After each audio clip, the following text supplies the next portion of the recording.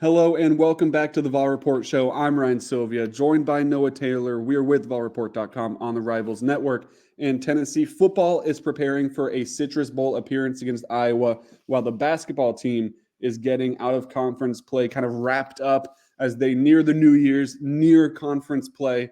And they are ranked the 12th team in the country right now. So two really solid programs here in Knoxville. We're going to talk about both of them today on this edition of the VolReport Show. But let's start with football. The transfer portal has officially opened up, and we've seen an influx of players enter and a couple make their decisions so far. For Tennessee, a couple key pieces on that defense have decided to enter their name into it, mainly Tyler Barron, defensive end for Tennessee. His name is in the portal for the second time in his career after he's kind of flirted with that a few times previously. And then in the defensive backfield, you have Tamarian McDonald, Danico Slaughter, as well as a couple other guys who are planning on leaving. So defensive backs, there's been a lot of them. Are you concerned with the number of defensive backs that are leaving? Yeah, I mean, I think from the standpoint of who they're losing, I don't think it's a major concern. Obviously, look at guys like Danico Slaughter, Tamarian McDonald. You know, they've played a lot of football. They have a lot of experience. So you do lose that experience and you do lose depth.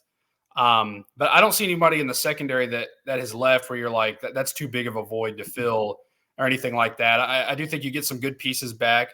I believe Gabe Judy Lale has another year at least. And, you know, he had a solid season. He kind of came on pretty strong there since transferring in from BYU. You look at some of the freshmen, Jordan Thomas, Ricky Gibson. Yeah. You would think they're only going to get better. You know, they that whole defense, you know, as a whole, you know, you had to plug in some guys, some young guys to play. They get, you know, they're going to get a lot of snaps in that Citrus Bowl, you would assume at this point, because of all the guys that have left. I think the one thing that's good, I know we'll talk about the bowl game in a minute, but I think the one thing that's good for those guys is you're playing Iowa. So I don't think that you're going to get tested that much through the air. But it's going to be a really good opportunity for these guys to get a lot of reps here in the bowl practices, and then obviously in the game itself. So I think that they're going to be pretty good by the spring. But it is, I mean, the numbers is kind of, I guess, concerning from a depth standpoint, but there's nobody that kind of jumps off the page that is like irreplaceable, I think, at this point. I'm in the same boat. I don't think it should be anything that's too big of a worry. If you were losing guys like you mentioned, like a Ricky Gibson, who's young and has looked good and is kind of one of those guys of the future, then I think you can start to worry. But most of the guys that have entered the portal, outside of a Tamara McDonald and Nico Slaughter, who both started a good amount this year, they didn't really play much, and they probably didn't have a path to play time next year either. So, like you said, for the Iowa game, you maybe lose some depth. Maybe you feel a little thin in that regard in that game. But outside of that, going into next year, you should feel pretty good. And you mentioned as well, you get now an opportunity to play a bunch of young guys in this Citrus Bowl, which I think could be a big deal for the Ricky Gibsons, for the Jordan Matthews, and guys like that who are freshmen, sophomores who saw the field this year, but maybe not as much as they initially or as much as they will by the end of their career. So I'm not concerned about it. We'll see how it develops, but I'm sure Tennessee, they offered a kid from Oregon State today, a defensive back. They've reached out to a couple other defensive backs as well. So there's plans to replace them. They have guys on the roster right now who they feel good about, and then freshmen coming in too that will be somewhat in the mix as well. So I'm not overly concerned about it. I've seen a lot of people kind of stressed out about the defensive backs hitting the portal, but I don't think it should be too big of a worry at this point. Let's talk about guys that could be incoming. So far, Tennessee is yet to pick up a transfer to come into the program for this cycle outside of the offensive line, because that's kind of what everyone's going to say. Like, yeah, get those high caliber offensive linemen then enter the portal.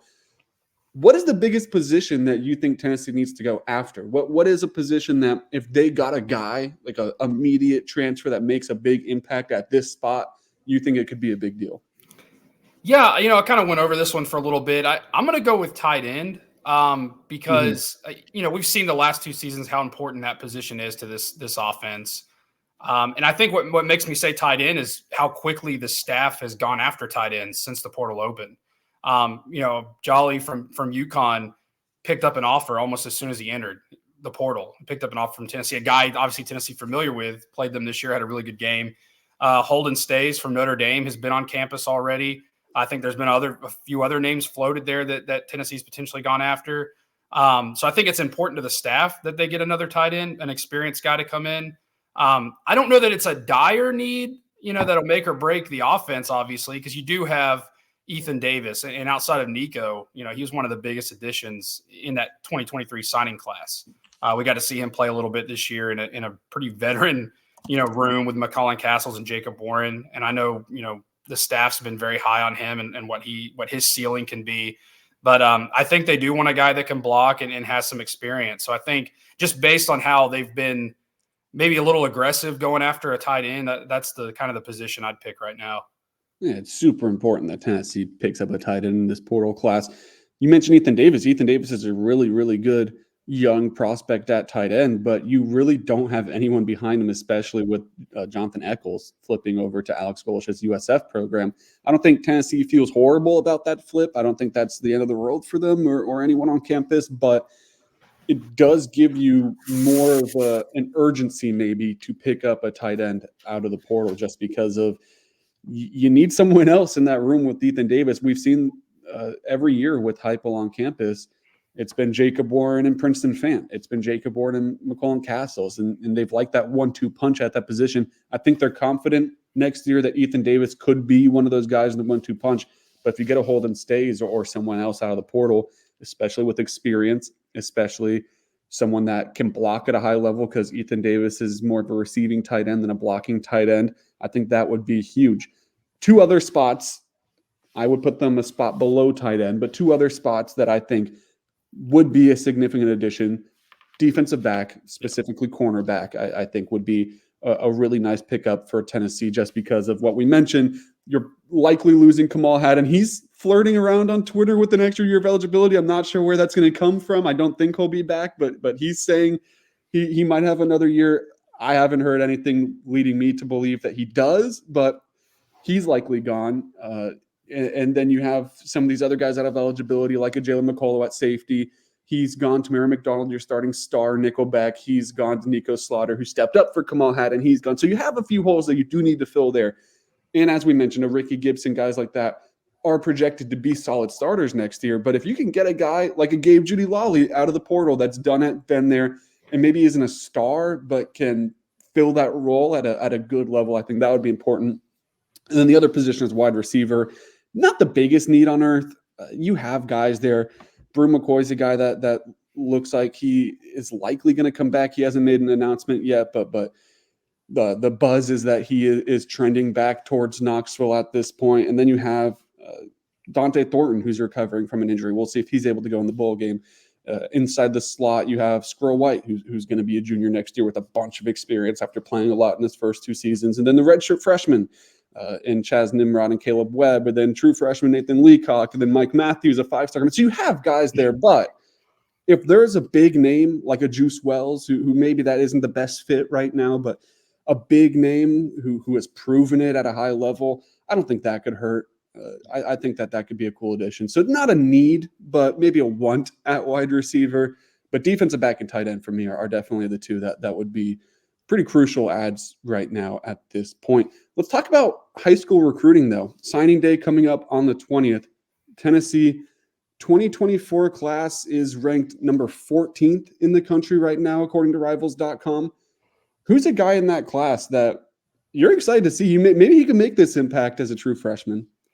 Yeah, you kind of just paved the way, talking about receivers. I'm going to go with Mike Matthews. And, maybe a safe and obvious answer there because, the guy's a 5-star, highly touted recruit coming into this class. But he's also a guy I think has a chance to come in and make some sort of impact because, kind of the stuff you just said. When you look at this wide receivers room, I think it's interesting, how it's going to look next year. You go back to last year, you lose Jalen Hyatt, you lose Cedric Tillman.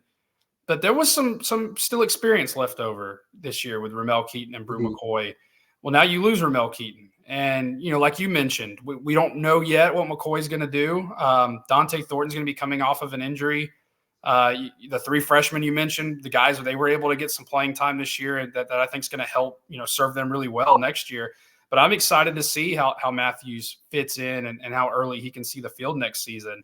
And you've got to think, with some of the pieces that are leaving and the fact that he's going to be an early enrollee and going to be here through bowl practices and in the spring ball. I mean, I think a lot of that's going to help him next year as well. So he's probably, my top pick that I'm probably most excited to see.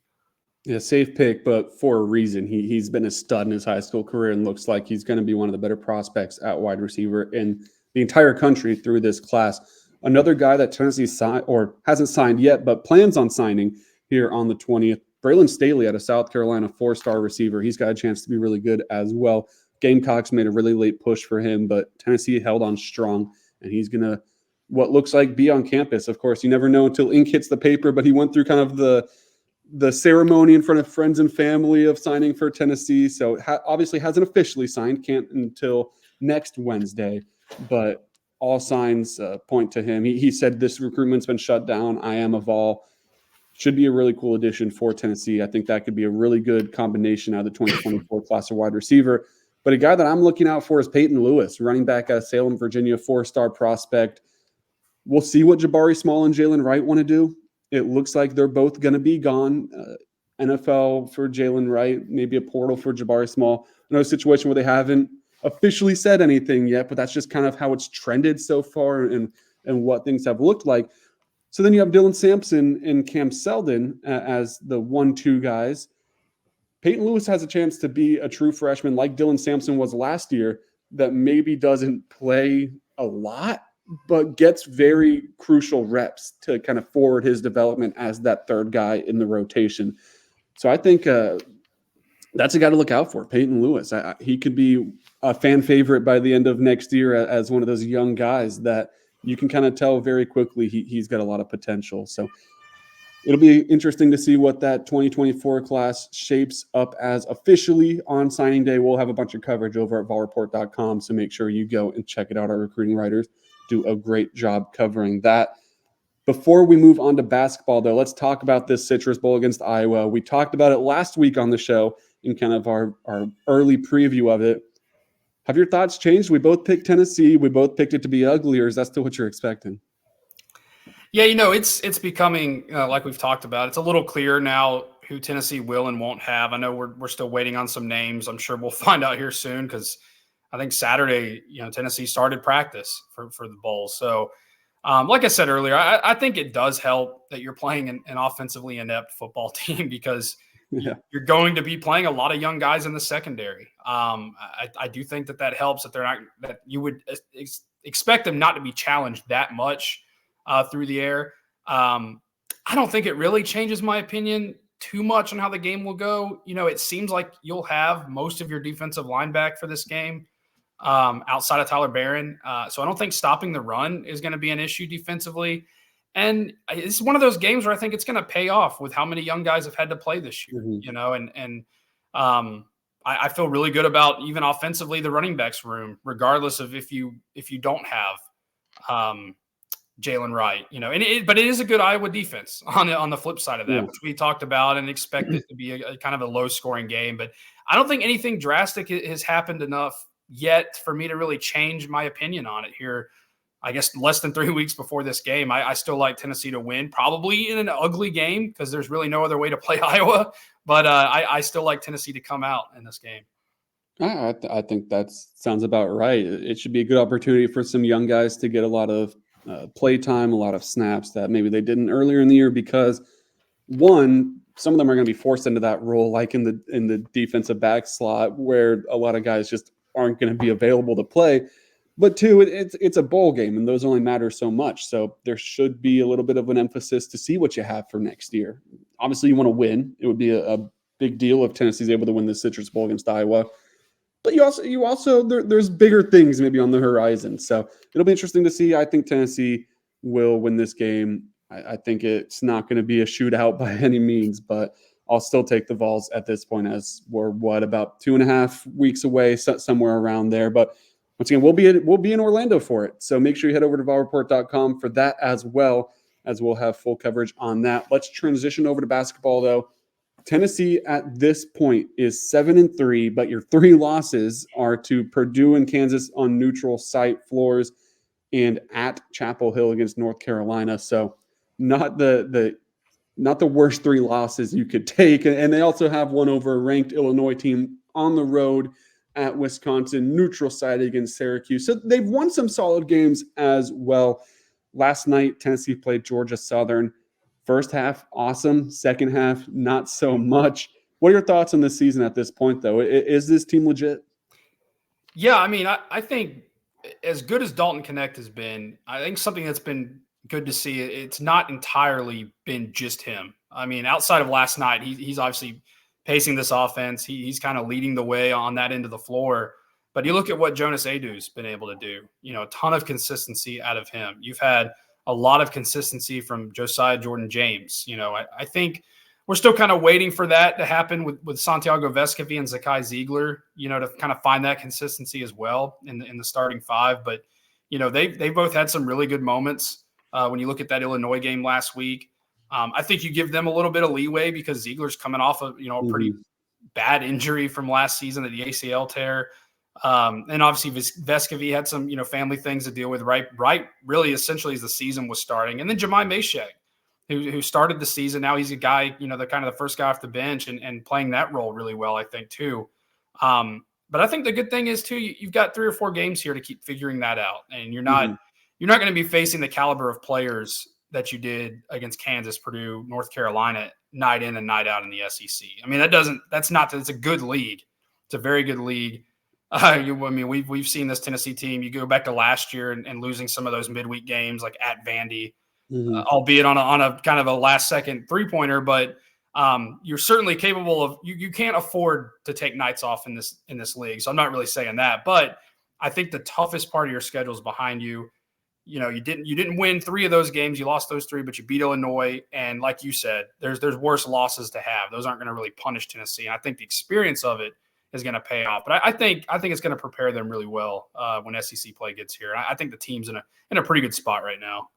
Next up, you're traveling to San Antonio to play NC State. Then at home, you have Tarleton State and Norfolk State before you begin SEC play against Ole Miss. So 3 games that probably should be wins. NC State, Power 6 program on a neutral floor. You can't take that for granted. You have to show up to win that game. But Tennessee should feel pretty good heading into SEC play here, where their record will likely, once again, likely, you still have to play the games, but should be about 10-3.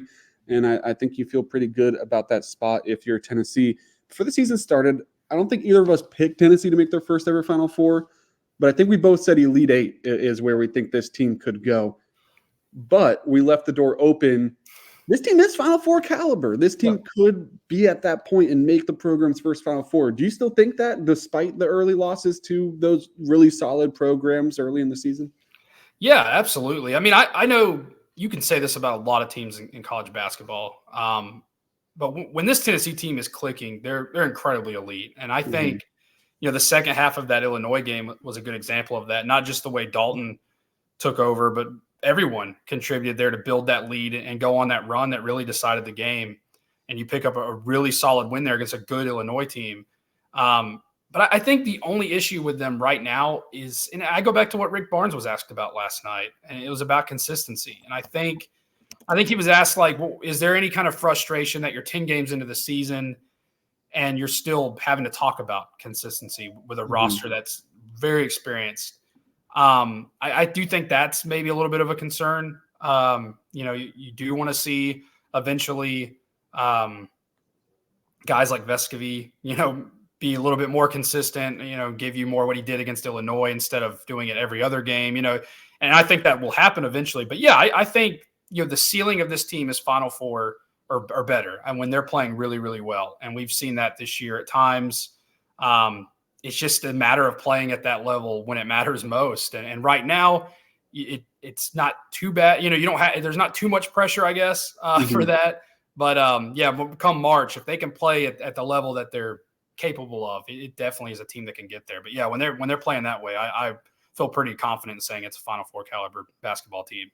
And it could be a peak at the right time type of situation. I think one of the coaches even said that. They were like, it's cool to be good right now, but what matters is how good you are in March and then ultimately in April if you're lucky enough to make it that far. So it's still early. We'll see what Tennessee shapes up as. I understand some of the disappointment that you lost in those games because you're competitive in all of them.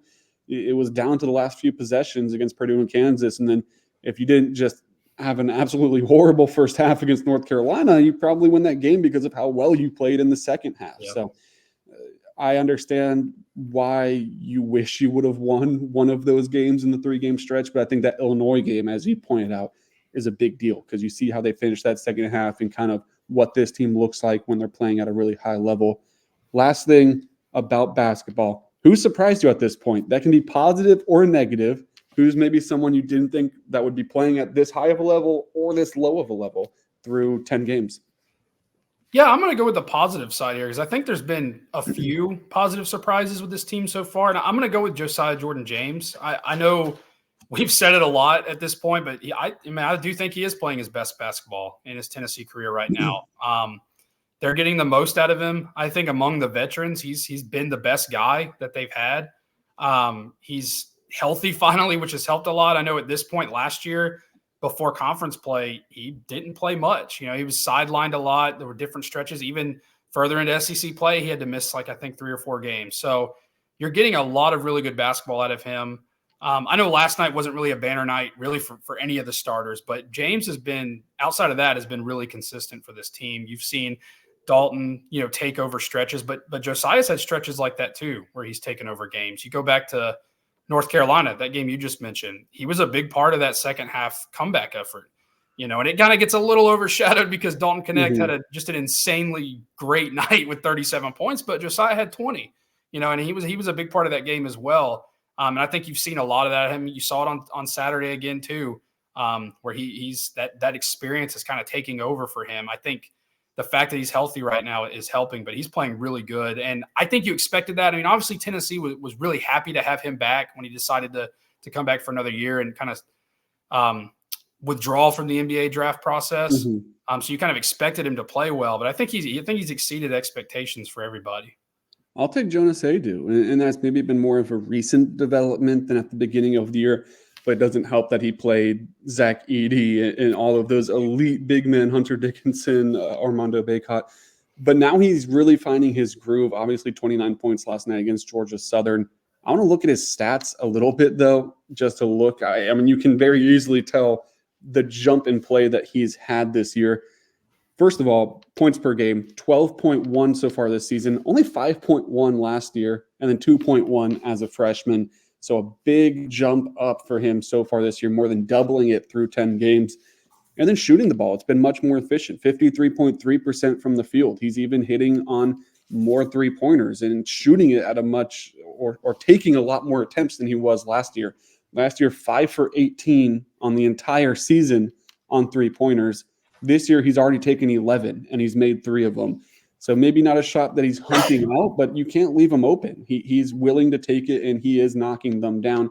Getting to the free throw line much more as well, which is a big deal. Already matched his total of free throws attempted from last year at 28, and he's hitting at a very similar clip. So that's good to see. And then rebounding. You're the starting center. You've got to come up with a bunch of rebounds. 4.9 last year, 7.5 this year. Protecting the rim, 1.8 blocks per game, which is 0.5 more than a year ago. So you can just open up the stat book, and you can immediately tell that Jonas Adu is playing at a much higher level this year than he ever has before in his career. And I wasn't necessarily expecting him to be playing at this level. I didn't think it was going to be bad by any means, but to be a consistent scoring option for Tennessee, I didn't necessarily expect that. So hats off to Jonas Adu and the start to the season that he's had to begin his junior campaign. Really good stuff from him as this basketball team is going to be heading to San Antonio next or this Saturday to play NC State. 10 p.m. Eastern is going to be the tip-off time. So make sure you get some coffee brewing in the morning because it'll be a late night at the AT&T Center. Make sure you head to VolReport.com, though. We will have all the coverage for the basketball season, men's and women's. Baseball is always having news break as well with Tony Vitello at the top of the program. And then football, of course, always making headlines. So head over to VolReport.com. Links to everything you need is in the description. And thank you for watching.